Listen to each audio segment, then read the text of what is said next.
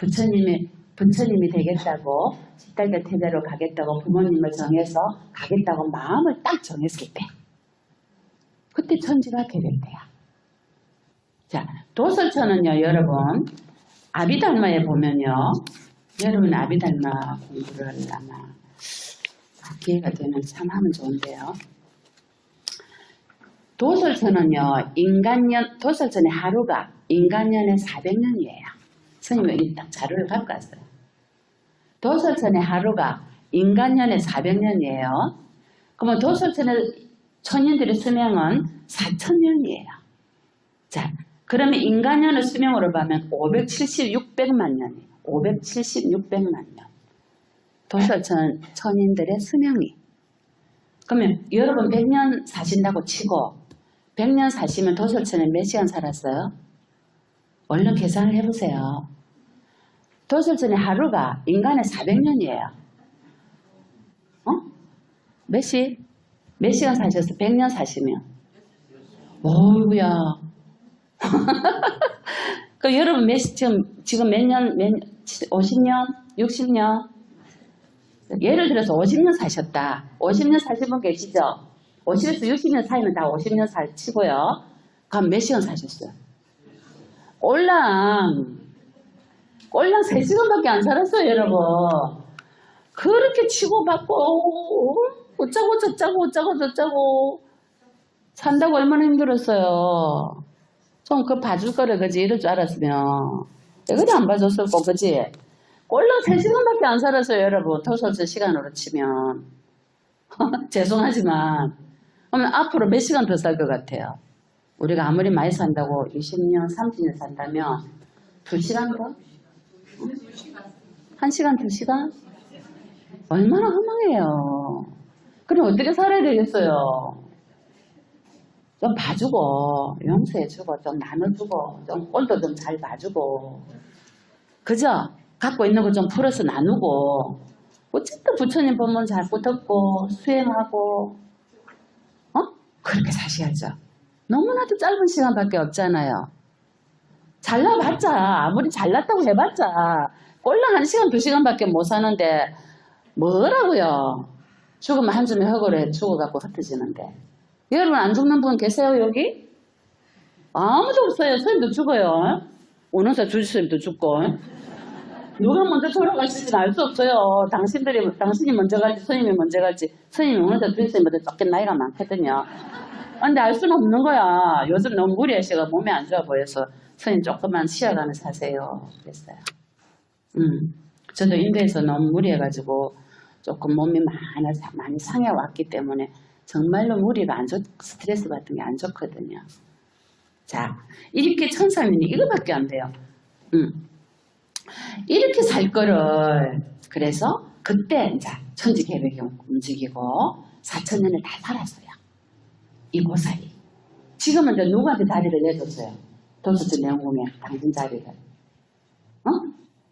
미륵 부처님, 미륵 보살님한테 자리를 내주고 내가 올 때까지 당신이 도서천이 천상의 모든 중생들을 위해서 법문을 해주고 지켜주세요. 자리를 양보하고 오셨단 말이에요. 그분이 바로 석가모니 부처님이세요. 이룬빈이에 태어나신 거예요. 마야부인 수도다나 왕의 아버지. 그렇게 마야부인 태에 들어가셨고요. 자, 그때 태어날 때 또 천지가 계획됐죠. 출가할 때 천지가 계획됐죠. 또 깨달았을 때 천지가 계획됐죠. 그죠? 여러분 있죠? 또 열반에 드시기 전에 마왕한테 내가 열반에 들겠다고 모시에 들겠다고 합정 지었을 때 천지가 계획됐어요. 그리고 열반에 드셨을 때 천지가 계획됐어요. 7번 만나요. 세알려보셨어요? 선생님 안 세알려봤어요? 그냥 이런 건 넘어가세요. 저도 안 세알려봐가지고 모르겠어요. 하여튼 간에 그리 해가지고 부처님께서 태어나신 거야. 어디에? 룬빈이에. 여기 보셨듯이요. 꽃이 있고요. 너무나도 좋아요. 4월 보름. 우리 부처님 살초파일이죠. 음요. 그쪽은 4월 보름날. 부처님 성도하신 날도 4월 보름. 출가하신 날도 4월 보름. 우리는 다 다른데요. 남방이나 인도는 똑같아요. 4월 보름날. 자, 그렇게 출가를 해가지고요, 부처님께서. 자, 아니, 태어나셨어요, 룸비니에. 태어나셨는데, 자, 부처님의 엄마는 마야 부인이시고, 부처님 부인은 야수다라 공주예요. 아시고 계시죠? 다 꼴리아족이야, 꼴리아족. 부처님은 무슨 족이에요? 김씨?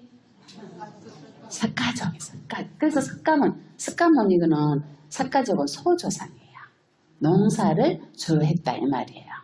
그래서 인도의 인장 보셨나요? 사르나트 박물관에 가면 있는데요. 인도의 국장이 사르나트 녹야원에서 나온 그 아쇼카 왕의 그 석주 필라의 꼭대기에 있는 거예요. 거기 부러졌단 말이에요. 그거를 인도의 국장으로 만든 거예요. 거기 보면은 사자가 4마리 있어요. 사이사이에 동물이 4마리 있어요. 그리고 밑에 법륜바퀴가 있어요. 자, 법륜바퀴는 녹야원에서 최초의 금구의 법륜을 굴렸다는 거고요. 동물 4마리는 뭐겠어요? 자, 조상, 닭가족. 그리고 태어날 때 무슨 꿈에 들어갔나요? 6가지 상하에, 6개의 상하가 있는 하얀 코끼리가 마야 부인 태에 들어갔죠. 자, 그리고 코끼리, 그 다음 무슨, 그거 있어요? 자, 뭐 타고 출가하셨어요? 말. 그죠? 자, 부처님은 한마디 금구를 하시면 법계가 다 우렁차요. 누구의 울음 같아요? 사자의 울음인 거예요. 사자는 한 번 울면요, 큰 소리 안 해도 숲을 다 평정시켜요. 사자가 한번 울어보세요. 나머지 짐승들은 다, 아이고, 기죽어 하고 다 기죽어 있는 거예요. 안 그래요? 집안에 엄마나 아버지 중에 누가 권력을 갖고 있느냐에 따라서 가만히 있다가 한번 깨 하면 어찌 됩니까? 나머지 가족들은 왜 기죽어 하고 가만히 있잖아요. 바로 사자의 비유를 하신 거예요, 부처님을. 그래서 부처님 하시면 4마리 짐승이 꼭 따라갑니다. 여러분 기억하세요. 부처님 일대기가 그 속에 다 있죠. 법륜은 차크라라 그래요. 차크라. 여러분에게도 법륜이 있어요. 어디 있는지 아세요? 여러분의 84,000 혈이 있거든, 인간에게. 84,000 혈이 다 법륜 밖에 차크라 문이에요. 응? 여러분한테 있어요. 저 백회 들어보셨죠? 모든 혈이 다 백회에서 시작되죠. 정수리에 있는 이 법륜 바퀴가 열리면 여러분은 가만히 있어도 하늘의 소리를 들을 수 있어요. 부처님처럼. 부처님 육신통이 열렸잖아요. 천이통, 숙명통, 유진통, 그죠? 다 열리셨거든요. 자, 이렇게 꼴리아족과 삭가족이 싸우게 되는 일이 생깁니다. 룸비니에는요, 로힌이 강이 흐릅니다. 로힌이 강이 흐르고요. 이 강물이 하루는 한때 비가 안 와가지고 곡식에 물을 줄 수가 없게 됐어요. 그래서 이 강물을 서로 가져가려고 두 족속이 싸우게 되는데요. 왜가 아닙니까? 왜가 부처님의 왜가고 친가거든요. 근데 나중에는 뭐예요? 조상까지 덜먹입니다. 당신이 조상이 어떻고 여러분 조상 덜먹이면 기분 좋아요, 안 좋아요? 돌아가신 부모님의 조상이 덜먹이면은 가만 안 놔두죠? 이제 이 요리 된 거예요. 당신의 조상이 어떻고 당신의 조상이 어떻고 이래 돼가지고 이 얘기가 꼴리아족의 왕에게도 가고 삭가족의 왕에게도 들어갑니다. 그래서 군대를 동원해가지고 전쟁을 하기 일촉즉발에 부처님께서는 항상 백혼미간으로 천안으로 모든 법계를 다 보시거든요. 보시니까 아이고 당신의 외가와 친가가 싸우게 됐거든요. 이 무슨 꼴입니까 그지요? 그래서 부처님께서 백혼미간으로 다 놔두셔가지고 하신 법문이 유명한 법문이 있습니다. 자, 이렇게 말씀하십니다. 부처님께서 왕들이여 공중으로 날아가셨습니다. 물의 가치에 비해서 생명의 가치는 얼마인가? 응? 부타시여 생명의 가치가 훨씬 더 크시죠? 이러신단 말이에요. 두 왕이 하찮은 물 때문에 인간의 생명을 파괴하는 것은 옳지 않느니라. 왕들이여 왜 이렇게 행동하는가? 만약에 내가 여기 오지 않았더라면 당신들의 싸움을 해서 당신들의 피가 이 강물을 다 붉게 물들였을 것이니라. 안 그렇겠어요, 그죠? 그런 그대들의 행위는 아무런 가치가 물 먹겠어요? 못 먹겠죠? 그래서 부처님이 지혜를 주십니다. 한번 너가 올리아족이 한번 물을 가져가서 너네 물을 주면 내일은 스카족이 가져가서 물을 주고 그 다음 날은 올리아족이 가져가서 물을 주고 사이좋게 해라. 응? 그대들은 5가지 증오 속에 살고 있고 나는 자애와 연민 속에 살고 있느니라. 그대들은 욕망에 병들어 있고 나는 병에서 자유롭다. 그대들은 오용락을 쫓아 살아가고 나는 만족 속에 살아간다. 부처님 이 본문을 듣고요. 두 왕이 잘못했다고 참회를 하고요. 다시 화해를 합니다. 그리고 그렇게 지혜롭게 물을 나눠 쓰게 됩니다. 그것이 바로 아까 이 룬빈이 주위를 둘러서 흐르는 로인이 강에서 일어난 사건입니다. 여러분 이 룬빈이 하면 떠오르는 게 바로 부처님께서 태어나실 때 천상천하 유아독조 3계계고 아당한지 이 탄생계 하늘 안에 이거 천지인이 부처님이 천지인은요 부처님께서 아기 때 한 첫 번째 그게 처음이자 마지막이에요. 여러분 수인이 여러 가지가 이제 배우셨죠? 배우셨나요? 그죠? 비로자나 부처님, 집권인, 또 선정인, 설법인 있죠? 이런 여러 가지 수인 중에 천지인이 있어요. 한 손은 하늘, 한 손은 땅으로. 여러분 해보세요. 오른손은 하늘, 왼손은 땅. 오른손 하늘, 왼손 땅. 같이 이렇게. 여러분 부처님이세요. 애기 부처님. 천지인은요, 애기 부처님이 하신 수인이에요. 룬빈리에서. 자, 태어나시자마자 그랬죠. 천상천하에 나 홀로 존귀하다. 삼계, 욕계, 색계, 무색계가 다 고통 속에 있으니 내가 이를 다 편안하게 해주리라. 그 원력으로 나오셨잖아요. 책 읽어보셨죠? 자, 그 보살이 그렇게 태어나신 거예요. 자, 룬빈이 하면은 여러분 생각하셔야 되고요. 또 하나는 아쇼카 왕인데요. 자, 이 아쇼카 왕은요, 하나님, 재미난 일이 참 많은데 시간 관계상 제가 간단하게 말씀드릴게요. 왜 아쇼카 왕에 대해서 알아야 되냐면요. 부처님은 신화적인 인물입니까? 역사적인 인물입니까? 어떻게 압니까? 어떻게 알았었습니까? 기원전 624년에 태어나셨는데, 지금으로부터 불기가 2563년이죠, 올해가. 자, 거기에 플러스 80을 해보세요. 기원전 624년이 얼마? 2643년 전에 태어나신 거예요.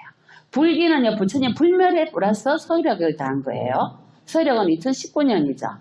부처님 돌아가신 해는 기원전 544년이에요. 기원전은 반대로 가요. 빼야 돼요. 태어나시고 624년이니까 80년 사셨잖아요. 80년 빼면 기원전 544년이 부처님 인멸하신 해요. 그래서 543년 플러스 서력 기원전이 뭐예요? 서력 기원 후 지금 2019년이죠.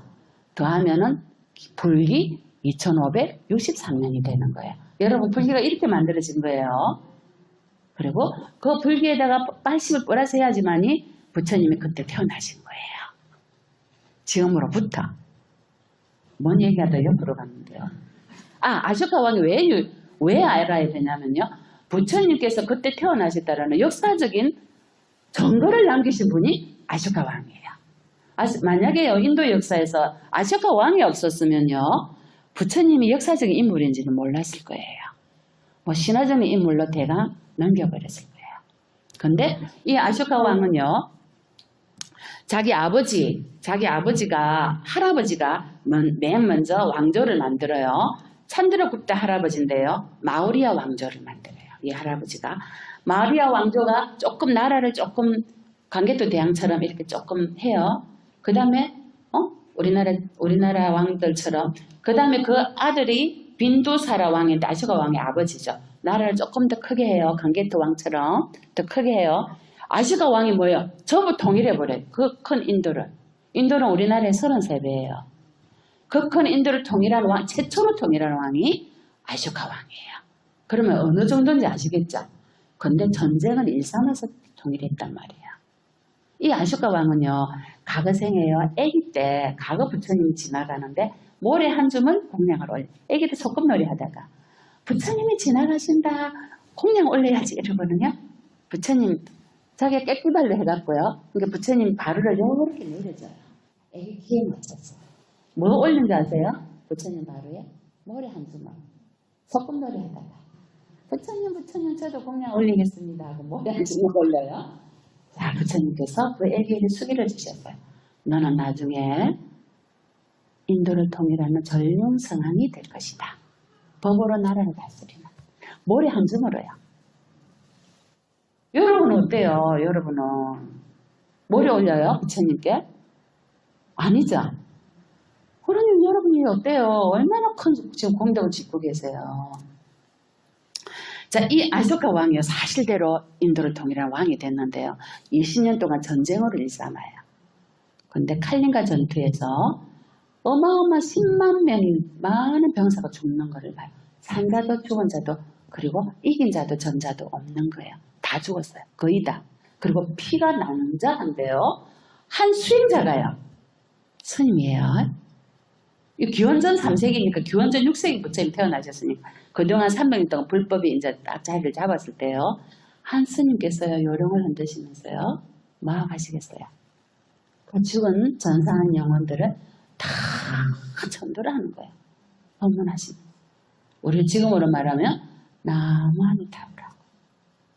어? 그죠? 근데 그 위가 너무너무 아름다운 거예요. 너무 성스러운 거예요. 그래서 아시가 왕이 피 묻은 칼을 닦고 있다가 저 창문 밖에 한 수행자를 보는 순간에요. 자기도 모르게 칼을 내려놔요. 떨어뜨려요. 그리고 그 수행자한테 가요.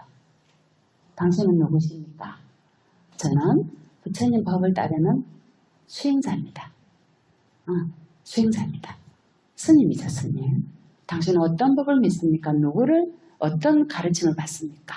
저는 흑가모니 부처님을 따르고 부처님 법을 믿고 부처님 수행을 하는 수행자입니다. 나도 당신의 법을 배우고 싶습니다.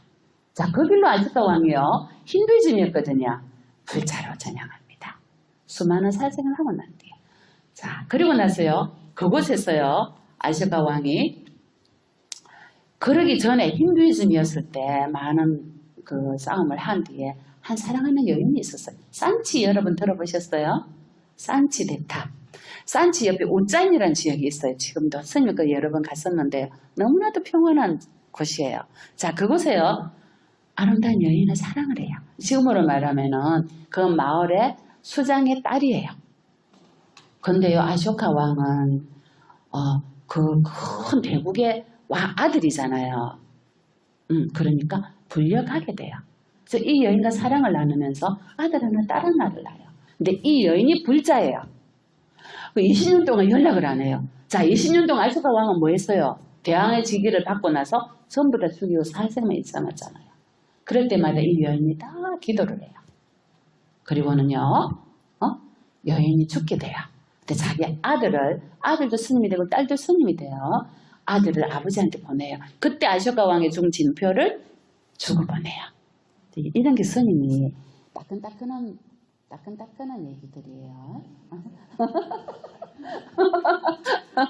그래가지고 거기는 받을 건 아니고 그래가지고 아슈카 왕한테 가요. 내가 당신의 아들이었습니다. 맞거든요. 그 징표를 보니까. 그래서 아슈카 왕이 너희 엄마 그때서 그 여인이 생각나는 거야. 그동안 몰랐는데 너희 어머니는 살아계신 곧 돌아가실 것 같다고. 그래서 어머니의 유언을 아버지 왕에게 말하려고 왔습니다. 어머니 유언이 뭐냐고. 인도 전역에 84,000 보탑을 짓는 겁니다. 이제 뭐가 끼어지죠, 실이.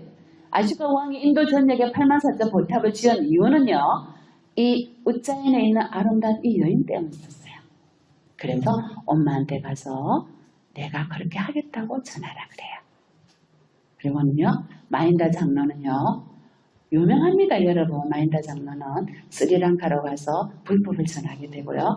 그 동생, 따님은요, 아쇼카 왕의 딸은 포르투갈에 있는 그 보리수 나무가 죽었단 말이에요. 근데 그 죽기 전에 이 따님이 포르투갈에 있는 그 작은 가지를 가지고, 뿌리를 가지고 스리랑카에 심거든요. 나중에 힌두이즘과 무슬림이, 특히 이슬람이 이 나무를 다 태워버려요. 태울 때 특히나 아쇼카 왕의 부인이요. 아쇼카 왕의 부인이 그 나무에 독한 독약을 줘서 죽이기도 했어요. 아시겠어요? 그때 아쇼카 왕이요. 그 자기 딸이죠. 딸이 스리랑카라고 가져간 그 나무의 새끼. 이게 손자의 가져간 나무의 새끼. 그 손자 되죠. 지금 나무의 손자를 다시 심어요. 거기 그 나무예요. 고두가야에 보리수 나무예요. 자, 여기 요 이야기 하려고 한 게 아니고요. 자, 그래가지고 아쇼카 왕이 그 여인의 유언을 받들어서 어떻게 해요? 인도 전역에요. 부처님께서 인멸하시고 나서 8군데에 탑을 짓습니다. 부처님 사리로. 구시나가라 가면 부처님 사리를 나눠준 곳이 있어요. 8군데에, 그 당시에 인도는 8대국이었어요. 8대국이 다 부처님 사리를 가져가서 탑을 짓는데요. 아쇼카 왕이 그 탑을 다 열어서 인도 전역에 84,000 법탑을 짓습니다. 정말로. 가는 곳마다 필라, 석주가 서져 있고요. 필라가 없는 곳은 돌로 거기다가 칙령을 새깁니다. 부처님, 이것은 부처님께서 어떻게 하셨고 이것은 부처님께서 어떻게 하셨고. 자, 근데 7군데만 열고요. 한 군데를 못 열었습니다. 한 군데가 어디 있냐면요. 룸비니 뒤에 있습니다. 룸비니 뒤에 라마가마라는 곳인데요. 이것이 꼴리아족의 고향입니다. 마야 부인과 부처님의 부인인 누구죠? 야수다라 공주의 고향입니다. 이 라마가마에 있는 그거는 왜 못 열었냐면요. 그거 열려고 하면요. 로인이 강해서 용왕이 와가지고요. 방해를 합니다. 그래가지고 결국에는 못 열었고요. 지금 네팔 정부에서 그것은 절대로 개발을 못하게 합니다. 그래서 유일하게 부처님 8군데의 사리탑에서 개봉을 못한 곳이 라마가마라는 곳이 있습니다. 지금 동산처럼 이렇게 됐는데요. 아무도 그것은 손을 못 댑니다. 그것에 부처님의 진신사리가 아직도 있습니다. 그것이 산치대탑에 우짜인 옆에 산치대탑에 아쇼카 왕이 그다 탑을 지었거든. 자기 여인을 위해서.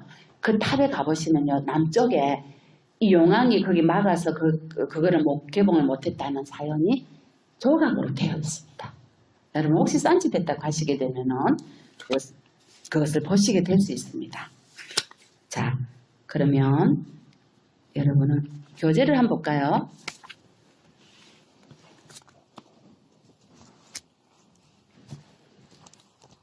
자, 제가 아까 그랬죠.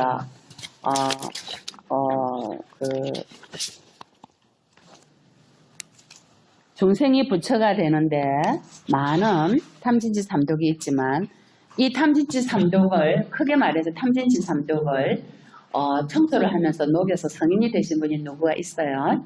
부처님 제자 중에 바보 있었죠. 바보. 주리반트가 있었어요. 주리반트가가 바보였어요. 저거 형은 대로에서 알을 낳았어요. 저 엄마가. 그래서 대로라고 해요. 주리반트가는 소로에서 낳았어요. 작은 도로에서. 그래서 주리반트가 바보라고 지었어요. 아니나 다를까 정말 바보였어요. 한 개성도 애우지를 못했어요. 그래가지고요.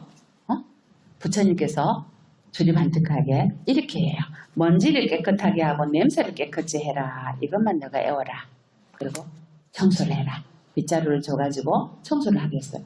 근데 저쪽에 청소하고 나면 이쪽에 먼지가 쌓여있고 여러분 그랬죠? 아파트가 크면 안 그래요? 이쪽이 닦고 왔는데 이쪽이 서글서글해요. 그리고 이쪽 청소하고 나면 저쪽이 또 더러운 거예요. 중생이 닦지 않으면 이건 똑같다는 거예요. 그래서 먼지를 닦다가요. 썰고 닦다가요. 또 우리 이런 데 닦을 때 옛날에는 우리 요만한 걸레를 만들어가지고 초부츠가 막 닦았죠. 그럼 밑에가 어떻게 시커멓게 묻죠. 이참 깨끗한 걸레가 이렇게 시커멓게 때가 묻지? 주리반트가가 그걸 보고 중생도 이어갔겠구나. 닦지 않으면 자기 속에 있는 탐진치 삼독이 이렇게 딱딱하게 만들겠구나. 더 무거운 것으로. 지옥 악의 축생 아수라로. 그래서 주리반트가가 깨달았어요. 뭘 깨달았는지 아세요? 주리반트가가 왜 바보가 됐겠어요? 업장이 두터웠다는 거예요. 여러분, 업장이 두터우신 분은 뭘 해야 되는지 아세요? 닦으세요. 법당을 닦고, 화장실에 쓸고, 부처님 단을 닦고, 이러면 업장이 빨리 소멸돼요. 그 다음에 공양간에 가서 열심히 닦고, 공양을 열심히 하고, 이러면 업장이 제일 빨리 녹아요. 주립한테가고 업장이 많은 걸 부처님께서 아시고요. 왜냐하면 한 개손도 못 외우니까 스님들의 신발을 닦게 해요. 자, 스님들의 신발을 닦고 또 도로를 닦고 매일 쓸고 단번에 업장이 녹아버린 거예요. 그래서 주립한테가고 업장이 녹는 순간에요. 깨달았어요. 여러분 업장이 녹아야 지혜가 열립니다. 업장이 있으면 무슨 말 하는지 지금 스님이 이 말을 해도요. 이게 말인지 뭔지 머릿속에 우 해갖고요. 내가 잘 이해를 못한다. 그럼 나는 업장이 두껍다. 이렇게 생각하시면 돼요. 이 도량을 나가기도 전에 이 잡혔어요. 스님은 뭘 하셨는데 한 말도 생각이 안 나. 그래서 스님이 표현하기를 구멍난 밥그릇 또 밥그릇에 더러운 게 딱 덮어 써가지고 업장이 두꺼운 사람이에요. 밥그릇에 때가 찌들려 있으면 어떻게 되겠어요? 밥그릇을 쓸 수 있어요? 쇠 수세미로 문 때도 안 돼요. 업장이 두꺼운 거예요. 그런 거는 공덕을 지어야 돼요. 자, 구멍난 밥그릇은 어떻게 해야 되겠어요? 키울 수도 없고. 어째고 던져서 깨버려야 되겠죠. 새 밥그릇을 만들어야 되겠죠. 구멍난 밥그릇은 못 써요. 구멍을 채울 수가 없어요. 기어 쓸 수가 없어 밥그릇을. 그래서 그거는 던져버리고요. 여러분이 새로 태어나야 돼요. 자, 이렇게 주립한테가가 먼지라는 것은 밖에 있는 먼지를 말씀하신 게 아니고 내 안에 쌓여있는 먼지를 말씀하셨구나. 부처님께서. 이걸 깨달으신 거예요. 그리고는 이래요. 먼지는 흙먼지가 아니고 탐욕의 먼지구나. 먼지는 탐욕의 이름이지 먼지가 아니다. 여러분도 집에 먼지가 쌓여있으면 뭐라고 생각하라고요? 이게 탐욕의 먼지구나. 나한테서 나는 탐욕의 먼지가 쌓였구나. 또 먼지가 있으면 뭐예요? 이거는 흙먼지가 아니고 내가 그냥 내 화의 먼지구나. 또 먼지가 있으면 뭐라고요? 내가 그동안 과거생 이 생에 수많은 생에 일으킨 어리석음의 먼지구나. 또 먼지가 있으면 큰 방에 작은 방에 먼지가 있으면 내가 일으킨 가래 집착의 먼지구나. 하나하나씩 붙이세요. 방에 많으면 더 붙이기 쉬워요. 자, 그 다음 뭐 붙인다? 교만의 먼지구나. 질투의 먼지구나. 여러분 아시겠죠? 그러면서 수행을 하는 거예요. 수행은 다름이 아니고요. 여러분이 앉아서 수행 이먹고 하면 얼마나 하실 것 같아요? 얼마나 못해요 우리는. 새벽에 1시간도 못 자고 갈 수 있어요. 알 수 없어요. 누가 먼저 가는 선호가 없으니까. 지금부터라도 공부를 해야 돼요. 보이는 것마다 뭐다? 수행의 대상으로 삼으면 돼요. 집에 가서 먼지가 있어. 이놈 먼지가 치웠는데 왜 이리 생기냐고 짜증낼 게 아니고 이거 부처님 수행의 대상으로 저에게 주셨군요. 이것이 탐욕의 먼지고 화의 먼지고 어리석의 먼지고 내가 일으킨 질투, 시기, 치심의 질투의 먼지구나. 교만과 암만과 아시겠죠? 그러고 보니까 모두 다 뭐다? 수행의 대상이다. 남편도 수행의 대상이다. 자식도? 시어머니도? 그렇죠. 수행의 대상인데 미워하면 되겠어요. 나를 정장시키고 나를 부처가 되게 하는 선지식들이에요. 그래서 거사님도 몇 번 계세요. 부인도 수행의 대상이에요. 그러니까 이거 부처님 부인은 내 부인을 부처님으로 생각하고 내 남편을 부처님으로 생각하고 잘 모셔야 돼요. 왜? 나를 부처로 만들어주는 수행의 대상이기 때문에 자, 이 주립안특하고요 깨달은 거예요. 그러고 보니까 먼지는 흙먼지가 아니고 뭐예요? 업장의 먼지였구나. 내가 과거생 수없는 생에 일으킨 업장의 먼지였구나. 먼지는 업장의 다른 이름이라는 거죠. 업장의 다른 이름이다. 누가 먼지가 많네 이러면 업장이 많네 이라세요. 여러분은 앞으로 그러세요. 자, 지혜로운 자가 만약에 먼지를 업장의 먼지라고 한다면 여러분은 지혜가 정장되실 거예요. 집에 가셔서 남편을 보시면 뭐라고 먼지라고? 어떻게 생각하시라고요? 수행의 대상님, 부처님 저를 가르치시려고 이렇게 놔두셨군요. 이렇게 무지막지한 저런 어리석은 저를 가리키시려고 이렇게 각가지의 방편의 모습을 보이시군요. 아이고 부처님 감사합니다. 아시겠죠? 그러면 내일 여러분이 남편 다 기분 좋아 가시면서 얼마나 사회생활을 행복하게 하시겠어요. 눈에 보이지 않는 그런 기운이 있어요. 제가 이렇게 전문하다고 옆으로 잘 셉니다. 자, 책은 여러분 다 한 번씩 안 읽으신 분 계세요? 교재 안 읽고 오신 분? 아니 거짓말 하지 말고 실제로 손들어 보세요. 교재 안 읽고 오신 분. 제법 되네. 우리는 교재 안 읽고 오면 안 됩니다. 다 읽고 와야 됩니다. 안 읽고 오면 선생님 딱 이래서 갑니다. 다음에 어디 페이지까지 읽고 오세요. 미리 제가 페이지를 전해드릴 텐데요. 꼭 읽고 오세요. 그러면 제가 공부하기가 쉬워요. 가르치기가. 자, 안 읽고 오신 분이 많기 때문에 12페이지 펴보세요.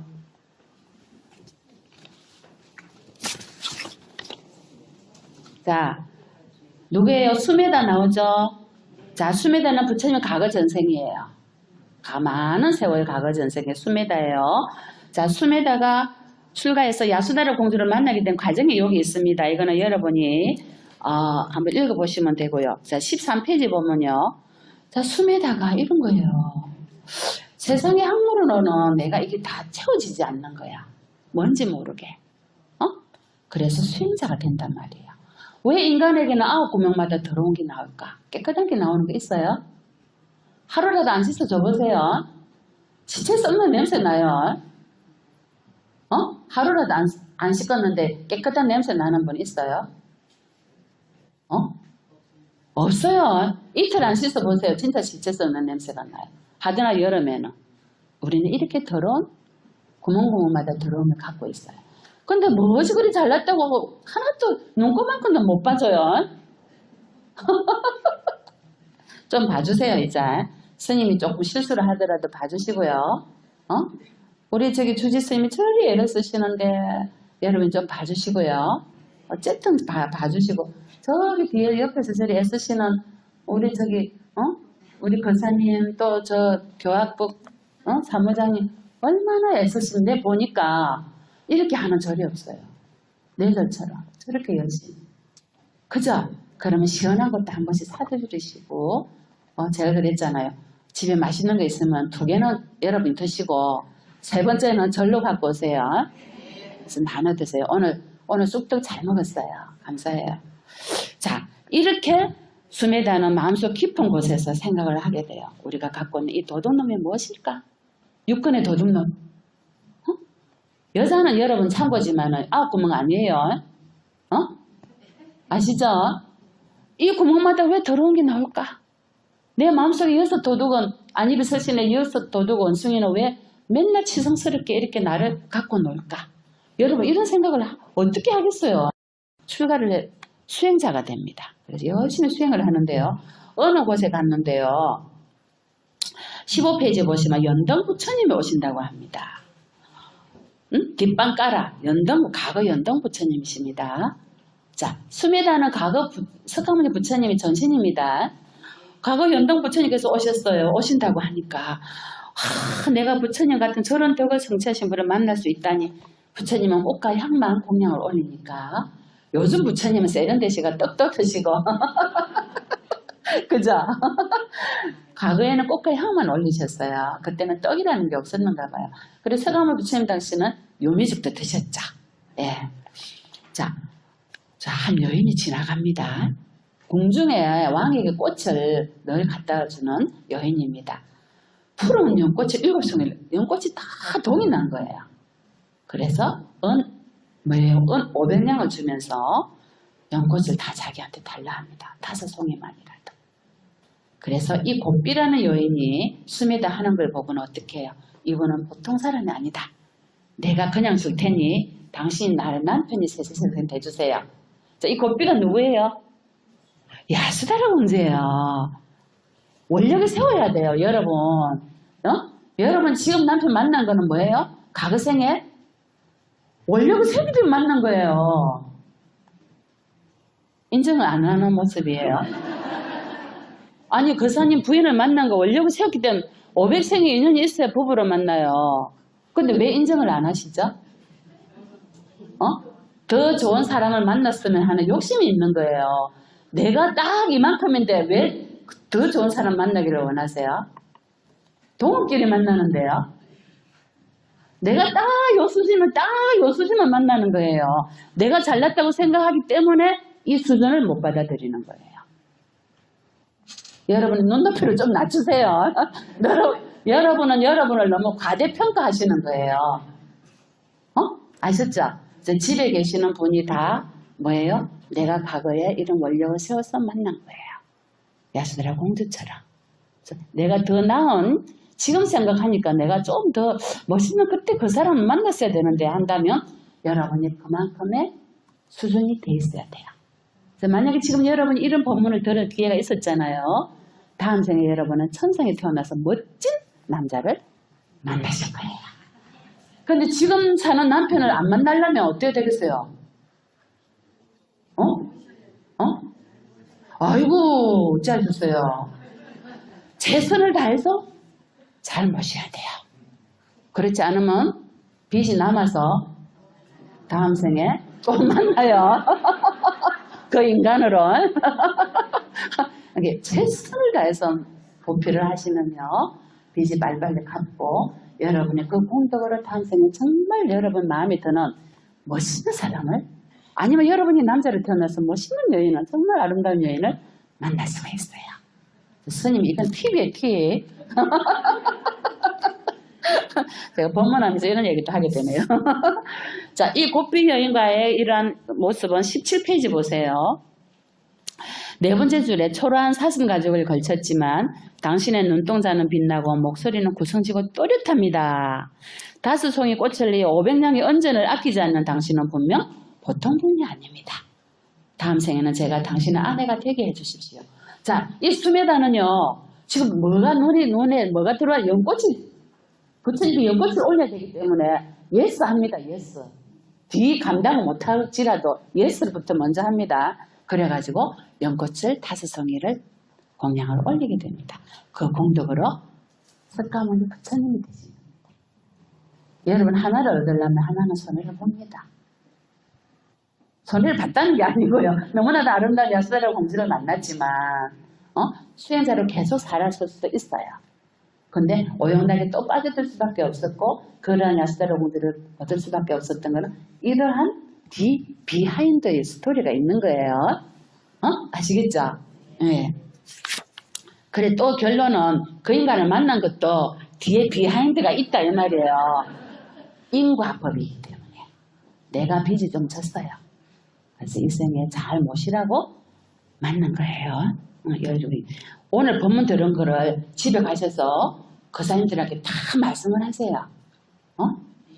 그래야지 거사님이 우리 와이프가 절에 가니까 변했네. 열심히 가라고 하십니다. 자, 이렇게 됐어요. 보세요. 중간쯤에 저도 당신처럼 부처님이 되게 하소서. 혼자만의 평안은 바라지 않습니다. 눈길과 발길이 닿는 곳마다 고통과 공포가 사라져 모든 이들이 행복을 누리게 하소서. 하늘 위 하늘 아래 모든 세계에서 중생을 건질 수 있는 지혜와 공덕을 갖추게 하소서. 이 마지막 계통이 어디서 본 거 아니에요? 아까 했잖아요. 하늘 위 하늘 아래 탄생기와 비슷하죠? 바로 부처님께서는 수메다 시절에도 이런 개송을 늘 하셨던 거예요. 그래서 원력이 없으면 이루어지지 않아요. 저희는 보살님들께 항상 보리심의 원력을 세우라고 말씀합니다. 그리고 그 밑에 보세요. 곱비라는 여인이 세세생생 저희 아내가 되게 하소서. 발언했죠. 5송이를 이렇게 원력을 세우고 딱 던지니까 부처님 머리에서 일산이 됐고요. 2송이를 딱 던지니까 양쪽 어깨에서 딱 머물렀어요. 그리고 부처님께서 이렇게 딱 7송이 연꽃이 다 머무르니까 뭐예요? 수메다가 놀랬잖아요. 많은 관중들이 다 놀랬어요. 그러자 18페이지 맨 위에 보세요. 부처님께서 연등 부처님께서 놀라지 마라. 그대는 과거생에 많은 지혜와 복덕을 쌓은 사람이다. 그대는 오랜 세월 자신의 재물을 가난한 이들에게 베풀고 청정한 계율로 자신을 바로 세우며 겸손한 자세로 모욕을 참아내고 올바른 목적을 위해 용맹하게 정진하며 몸과 마음을 고요히 안정시키고 참된 지혜를 얻으려고 끝없이 노력한 사람이다. 여러분 이렇게 사십니까? 지금 부처님이 되시려면 앞으로 이렇게 사셔야 됩니다.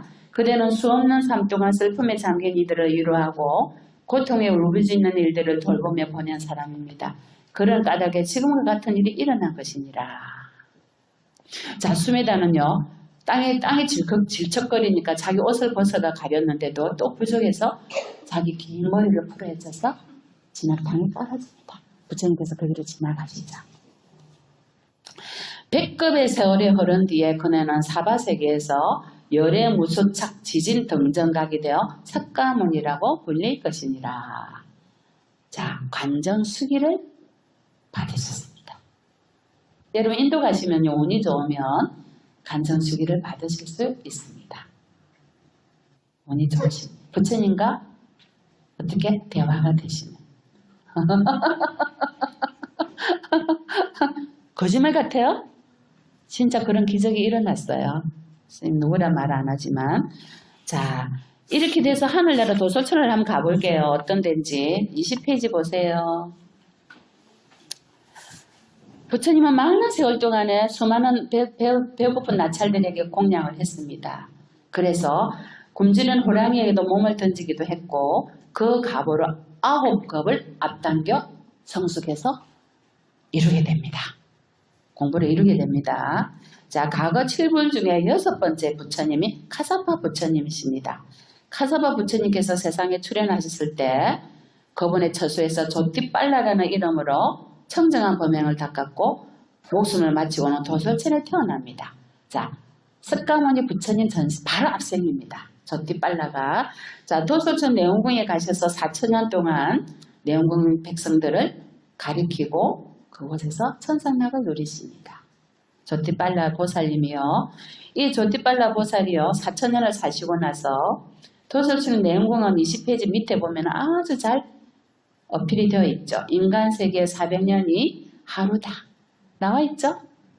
자, 스님 얘기 거지만 근거 없는 얘기 아니죠? 스님 근거 없는 얘기 잘 안 합니다. 자, 수승한 자들, 복덕이 수승한 자들만 도솔천 내원궁에 갈 수 있습니다. 복덕이 수승한 자들만. 그리고 아상, 인상, 중생상이 없는 사람. 유신견이 없고 정견이 있고 복덕이 수승한 사람. 여러분 같은 분들이에요. 자, 이렇게 조티빨라가 인간 수명인 57600만 년이 지나고 나서 천상에 4천년이 지나고 나서 다시 태어날 곳을 찾습니다. 그것이 바로 룸민입니다. 자, 마야 부인과 수토다나 왕을 부모를 삼고요. 그리고 자 보세요. 21페이지 중간에 보면요. 조티빨라 보살이 태어날 곳을 정하고 가려고 하니까 도솔천 내원궁과 도솔천의 백성들이 막 웁니다. 가지지 마시라고. 슬퍼하지 마세요. 아무리 화려하고 아름다운 것도 지고 만답니다. 깊은 정과 사랑을 나눈 그대들과도 이제 이별할 시간입니다. 무상한 삶과 죽음의 거센 물살 앞에서 손을 놓지 못하고 울부짖는 건 뭐 때문이다? 애착과 어리석음 때문이다. 그래서 여러분 주위에 부모님이나 누군가가 돌아가셔서 명이 다해서 가시게 되면 여러분 우시면 안 돼요. 아, 이제 사바세계에 소명을 다하고 이제 가시는구나. 우시면 뒤를 돌아봐서 못 가요. 왜 울어요? 지서로우면 우는 거예요. 저는 어머니 돌아가시고 나서 얼마나 울었던지 그때는 이 법을 모르고요. 밤새도록 울었어요. 나중에 알고 지금 참 창피한 일이에요. 지서로우면 우는 거예요. 아시겠어요? 부모님한테 못했던 거 생각나고. 그죠? 그래서 제가 남편한테 못했던 거 생각나고. 그래서 돌아가시고 나서 후회하지 마시고 열심히 최선을 다해서 행복하게 잘 해주세요. 그래야지 돌아가셔도 안녕 아듀 하고 보낼 수 있어요.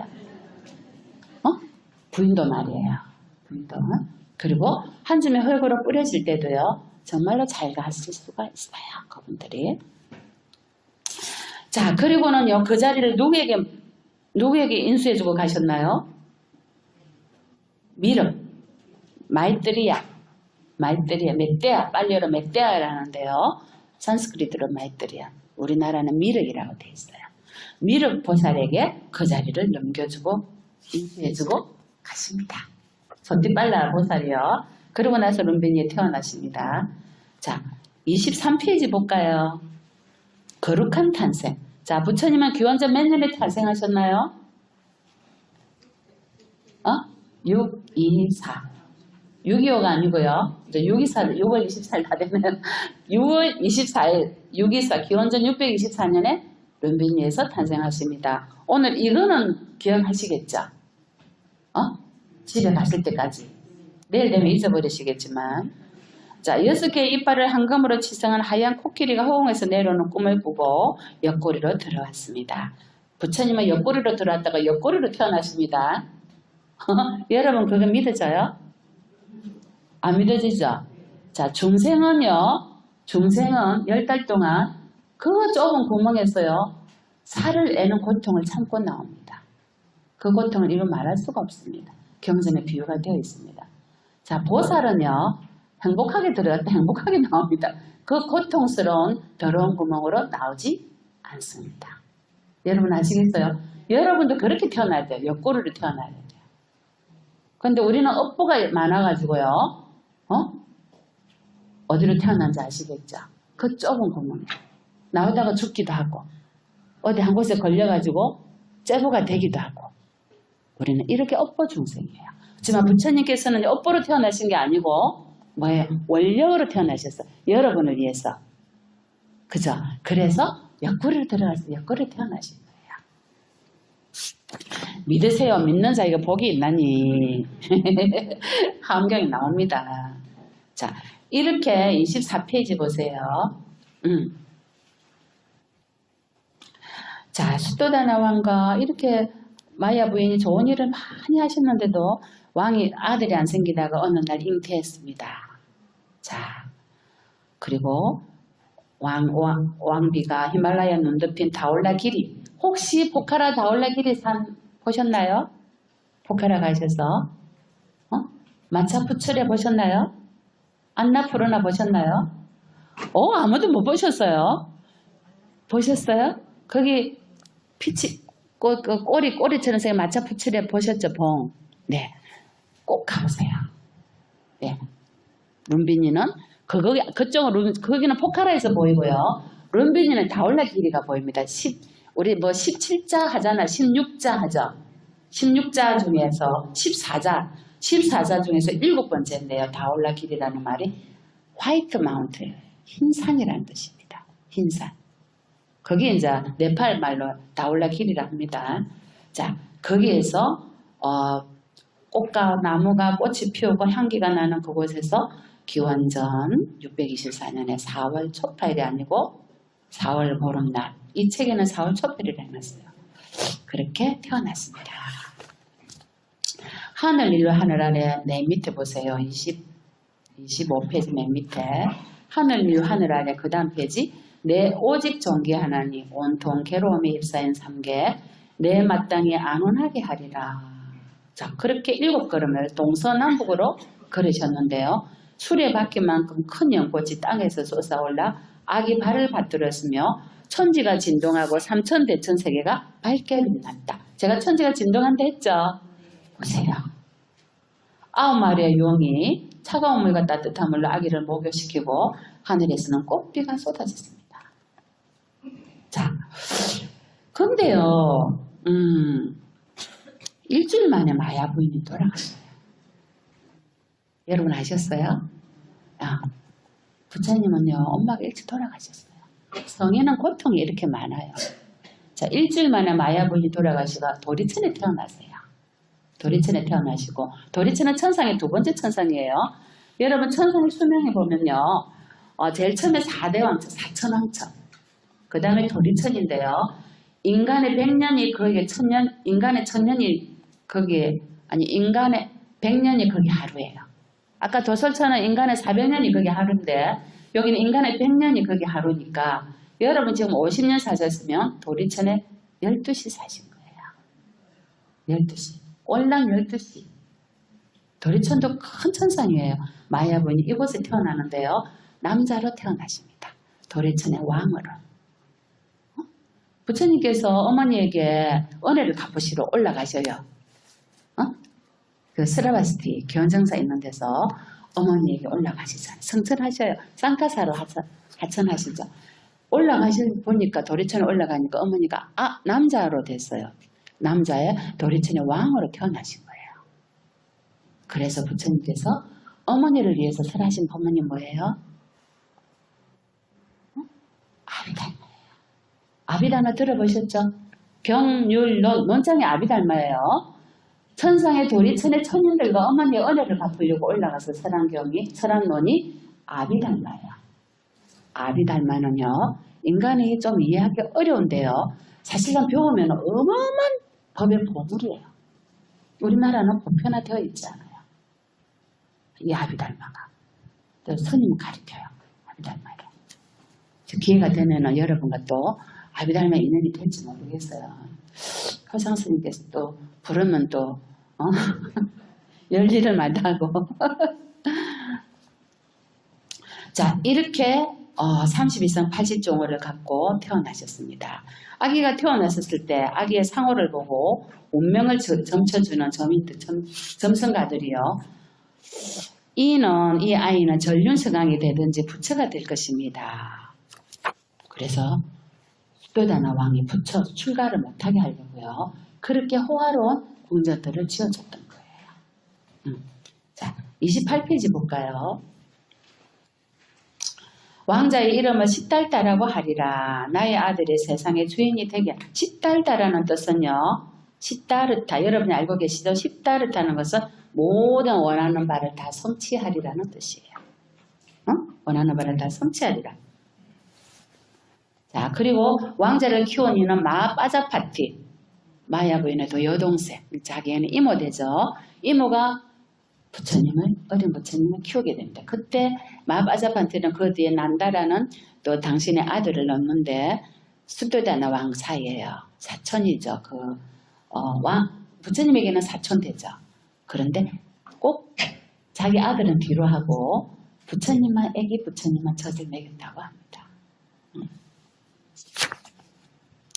자, 30페이지 펴보세요. 여기에 제일 밑줄에 보면 아시타 천인이 나오죠. 아시타 천인.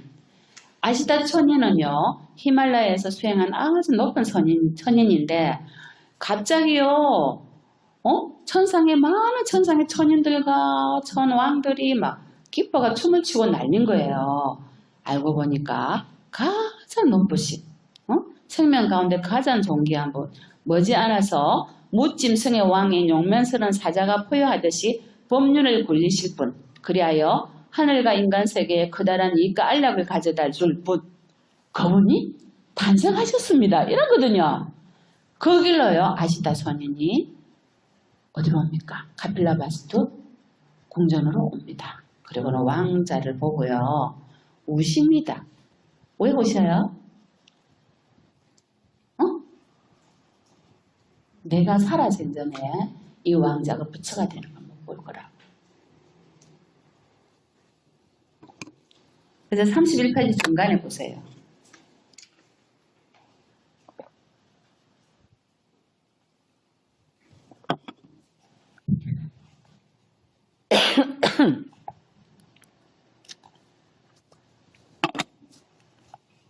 아시타는요, 왕자의 도발에 공손히 예를 올리고 이렇게 말하지 않습니까? 왕자님은 가장 높은 분, 인간 가운데 가장 뛰어난 분입니다. 왕자님에게 불길한 징표를 본 것이 아니고 이분은 결코 불행한 운명을 타고난 분이 아니니 걱정하지 마십시오. 이분은 최상의 깨달음을 얻어서 많은 사람들에게 이익을 베풀고 많은 사람을 연민하여서 진리의 수레바퀴를 굴릴 것입니다. 왕자님의 청정한 행은 온 세계에 널리 퍼질 것입니다. 이 세상에서 제가 살 날은 얼마 남지 않았습니다. 왕자님이 최고의 진리를 설하시기 전에 저에게는 죽음이 찾아올 것입니다. 견줄 수 없는 지혜와 자비의 힘을 갖추신 분, 그런 분의 가르침을 듣지 못한다는 것은 너무나 큰 불행입니다. 그래서 슬퍼하는 겁니다. 그래서 당신의 조카인 날라가에게 살짝 부릅니다. 불러서 훗날에 누군가의 입에서 세존이라는 말이 나오고 바른 깨달음을 얻어 진리의 길을 가는 붓다라는 말이 나올 때 너는 그분을 찾아가서 제자가 되어라. 선인 가운데 어떤가는 선인인 그분께 예배하고 최상의 지혜와 해탈을 묻고 그분의 가르침에 따라 청정한 삶을 실천해라. 나의 예언은 반드시 이루어지리라. 여러분 여기 나오는 날라가가요. 부처님의 5비구 처전법륜을 한 최초의 부처님 제자인 5비구 중에 한 분이 됩니다. 이때는 젊은이였고요. 자, 부처님이 몇 살에 출가하셨어요? 29살에 출가하셔서 35세 정각을 이루시고 35살에 녹양으로 가서 처전법륜을 하시게 될 때요. 5비구가 그곳에 있었습니다. 그때 이 날라가가 나이가 많았겠죠. 이때 만약에 20대라면은 보세요. 35 하세요. 보세요. 55세인가요? 이렇게 됩니다. 그래서요. 숙도다나 왕이요. 왕자에게 최선을 다합니다. 출가 못하도록. 그런데요. 35페이지 보면요. 잠부나무 아래에서 선정에 듭니다. 이때 부처님, 애기 부처님이 제1선정을 경험하게 됩니다. 자, 그리고 야소다라 공주를 만나서 결혼을 하게 되고요. 계속 넘어가 보세요.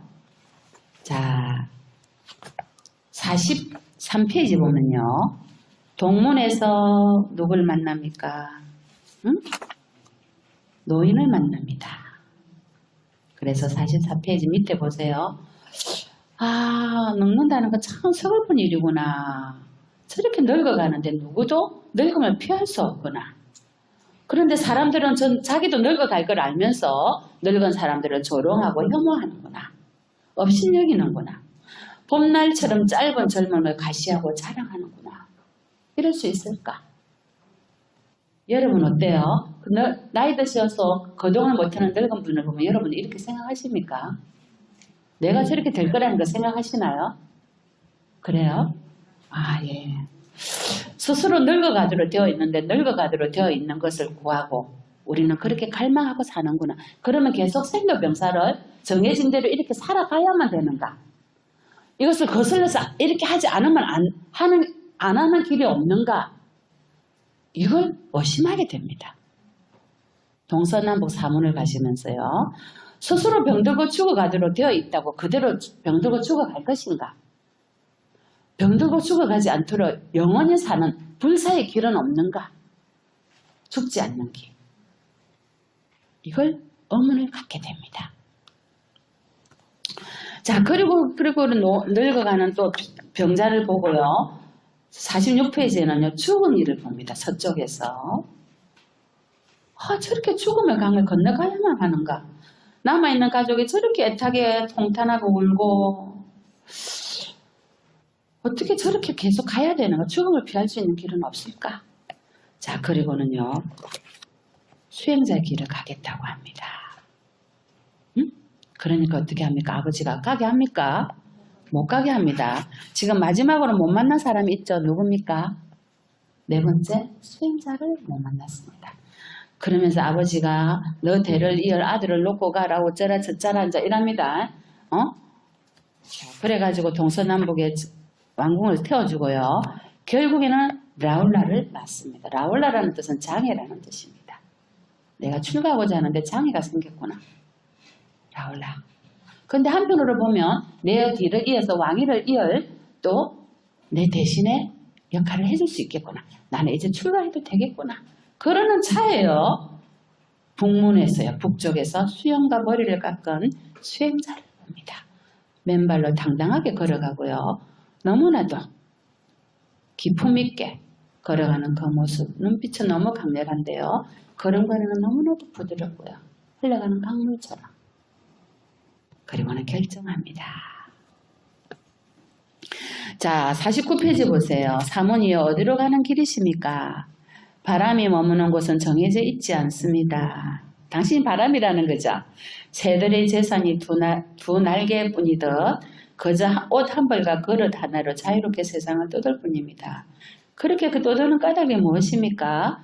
저는 지난날 늙고 병들어 죽는 삶의 고통을 직접 겪고 모든 것이 덧없음을 알았습니다.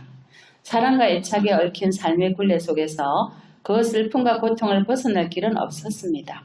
저는 이 고뇌를 벗어나기 위해 친족과 벗들의 울타리를 뛰어넘었습니다. 그럼 당신은 지금 어떻게 살아가고 계십니까?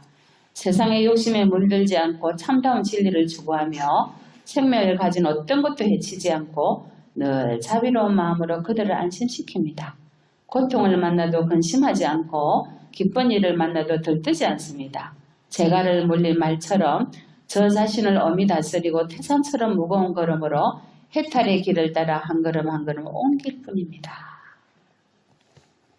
이때 출가하겠다고 마음을 딱 먹었는데요. 라울라가 태어나게 됩니다. 자, 그러고는 찬나를 부릅니다. 찬나는 뭐냐면요. 부처님과 함께 자란 그 말을 다스리는 그 어린 그 부처님 친구입니다. 찬나를 깨워서 말을 타고 사문요관을 한 뒤에 유성 출가를 하게 됩니다. 유성 출가. 성문을 뛰어넘습니다. 말을 타고요. 자, 52페이지 볼까요? 51페이지. 하늘일 밝은 달림처럼 이 땅에 황금처럼 빛나는 아들을 바라보는 그의 어머니. 마음속 모든 근심이 사라지리라. 하늘일 밝은 달림처럼 이 땅에 황금처럼 빛나는 아들을 바라보는 그의 아버지. 마음속 모든 근심 사라지리라. 응? 그의 아내는 마음속 모든 근심 사라지리라. 수많은 사람들이 따라 불렀다. 마음속 모든 근심 사라지리라. 근데 이때 야수다라 공주나 공중의 수도다나 왕이나 공중의 사람들은 마음속 모든 근심이 사라졌나요? 근심이 생겼습니다. 여기까지입니다. 문빈이 부처님께서는 이렇게 해서 출가를 하셨고 또 다음 주에는요. 출가를 하셨으니까 어떻게 수행을 하셨겠죠. 수행을 하셔서 그리고 깨달음을 이루기까지 깨달음을 이룬 뒤에 어떻게 전법을 하셨고 어떻게 열반을 드셨는지 이렇게 순서대로 나가겠습니다.